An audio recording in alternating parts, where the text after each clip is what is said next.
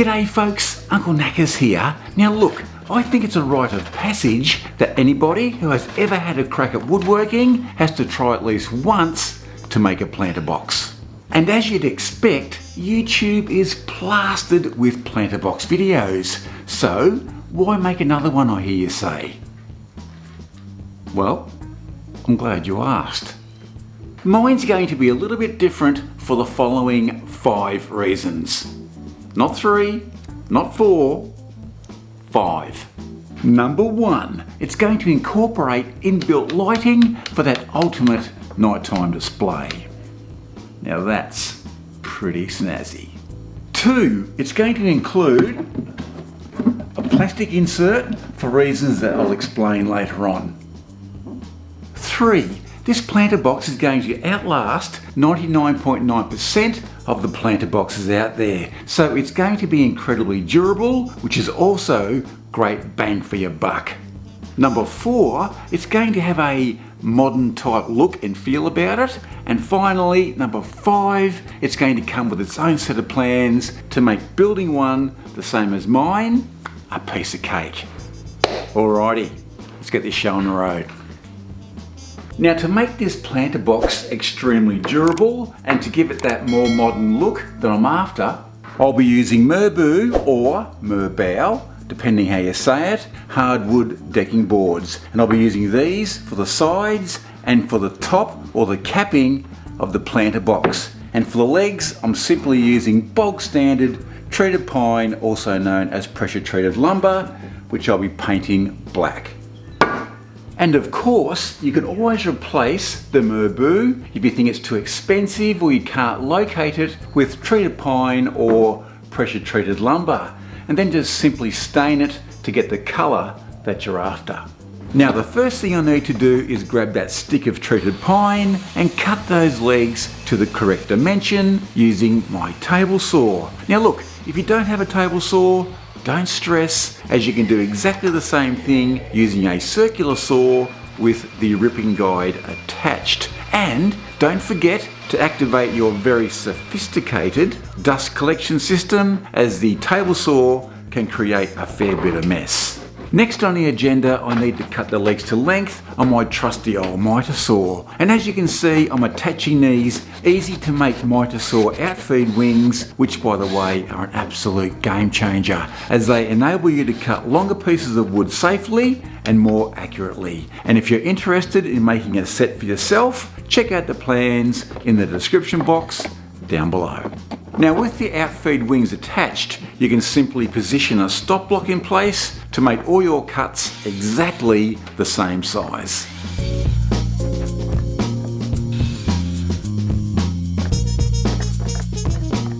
Now I want to create some contrast between the Merbau slats and the legs, so I've decided to paint those legs black. And to make the process of painting easier, drive a screw or nail into the end of each leg, which means that you can then paint all sides at the same time and then hang them between a couple of sawhorses to dry. Too easy.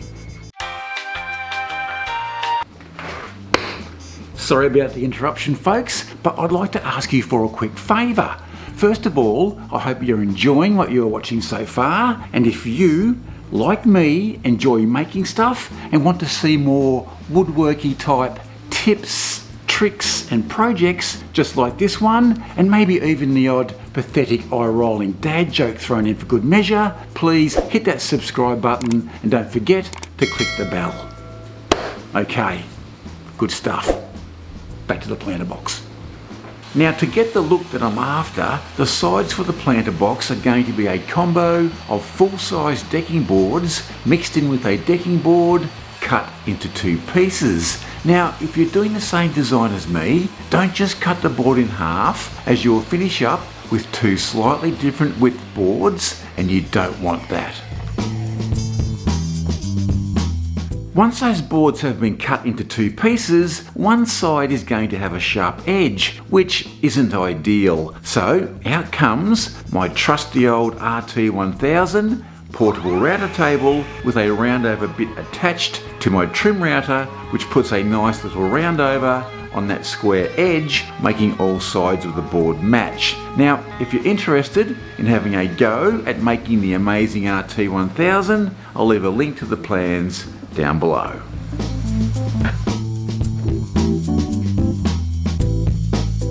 With all that prep done, then just simply go ahead and, as per the plans, cut all the sides of the planter box to length.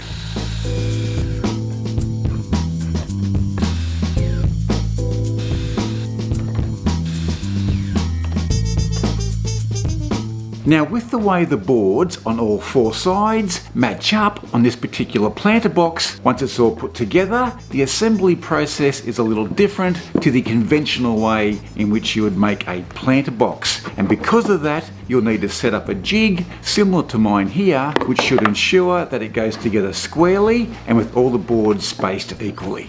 It's really important at this stage that the other side of the jig is square to the first side, which can be simply achieved by using your longest pieces of cut decking as spacers, and then clamp everything down nice and tight.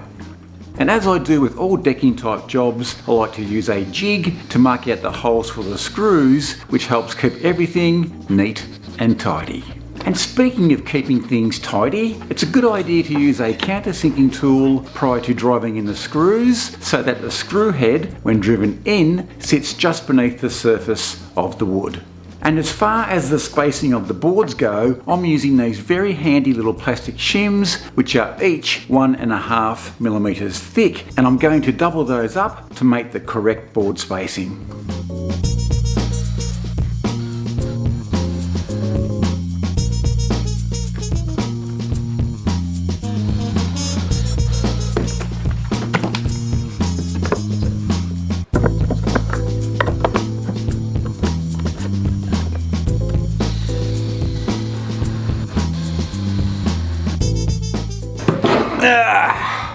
So that's it, folks. The first panel done and dusted. Now the next thing we need to do is to do the exact same panel, which is on the opposing side of the planter box. So remove that one, and we'll keep this jig in place, and then just simply repeat the process. Just quickly, how's this? I was just on my way home after going to the nursery to pick up some plants for the planter box, and I thought I'd just duck into the pub on the way past for a quick beer. Anyway, true story, while I was in there, a bloke runs in a panic, and he yells out, "Hey, does anybody here own a 6-foot penguin?"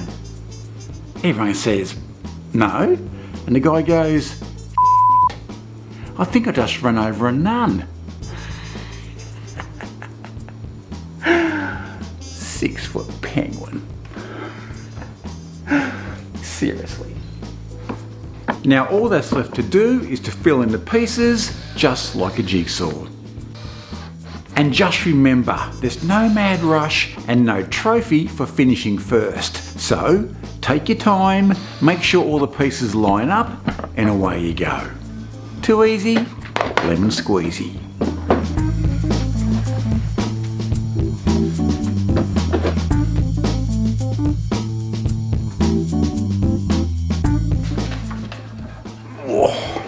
It's heavy.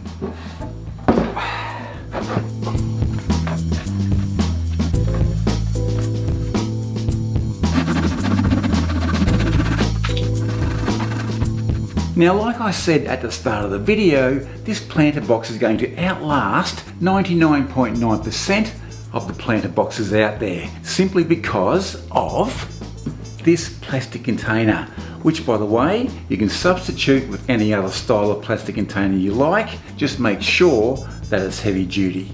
This plastic bucket, for example, is perfect, and it really all depends on how big or how small you want your planter box to be. And just make sure you drill some holes in the bottom for drainage. Now, the major benefit of using a plastic container means that water and dirt doesn't come in contact with the sides of the planter box, which over time is the major cause of rot. Now, you'll see lots of people just line their planter boxes with plastic and then fill with dirt. But trust me, even when it's lined, the water still manages to get in to do its dirty work. To support the plastic container, all you need to do is build a very simple floor, leaving a gap in the middle so that the water coming out of those drainage holes drains out and away from the wooden base, which will help in extending the life of the planter box.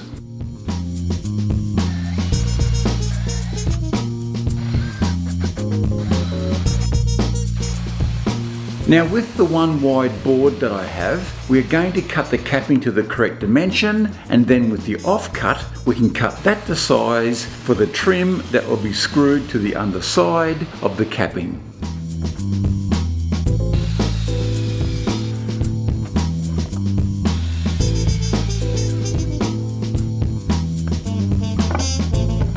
And to make setting up the capping easier, I like to cut a block to size and then use that to position the capping in the correct spot. It's a lot easier and quicker than using a tape measure.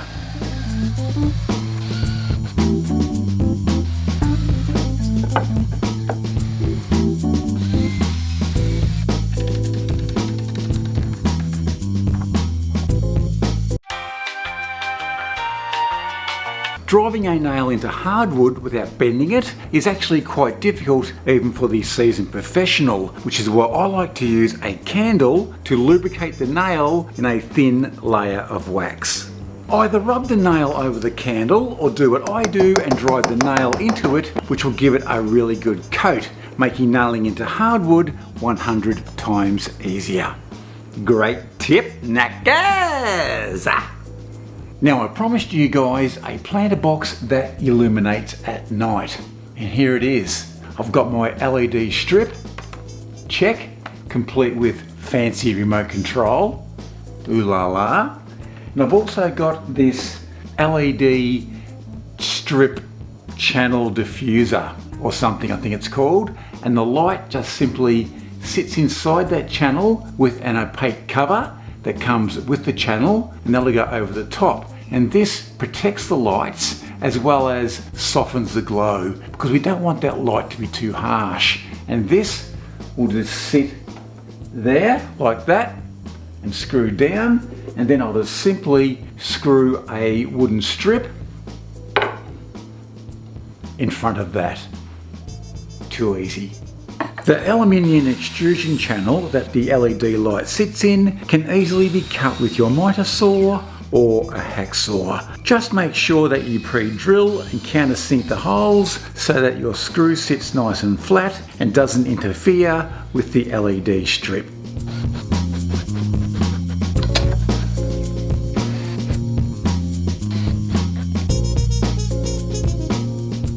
Hold the phone folks, just an important message regarding your LED strip.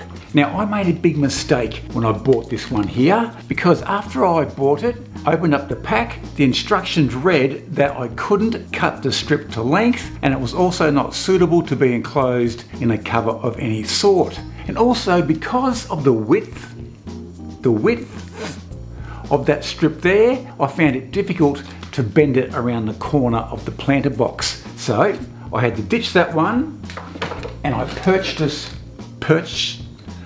bought this one here, which is a lot thinner. Unfortunately, this one doesn't come with a remote control, and it hasn't got those various different lighting modes. But the advantage is that it is thinner, which makes it easier to bend around the corners of the planter box, and you can also cut this one to length if need be. Now the only downside for this one, for me at least, is that where I live, this only comes in a 2 meter length, which means that it's about that much short of where I need it to be. But if I have the cord around the back of the planter box, hopefully you won't notice it. Fingers crossed. To attach the LED strip, remove the backing tape and away you go. Just make sure you get those corners reasonably tight without damaging the wiring inside. If the LED on the corner sticks up too high, it might be difficult to snap on the cover strip. Now I don't think I'm alone here in saying this, but unsightly cords, well, they do my head in. So I'm rerouting the cord on the inside of the planter box, which I think is going to look a lot better. And then to finish the box off, just screw down that trim, attach some rubber stoppers to the underside of the legs to keep them up and off the ground, and we are done. Awesome. Now, being someone who loves their garden, this is the exciting bit. In goes the good quality potting mix, drop in the plant,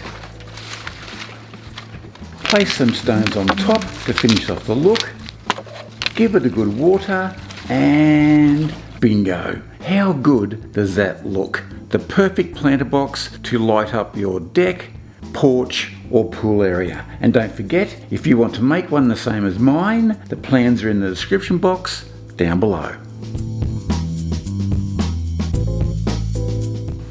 Alrighty, after all that, I think I need a cup of tea. So till next time, be good, be safe, and I'm out of here.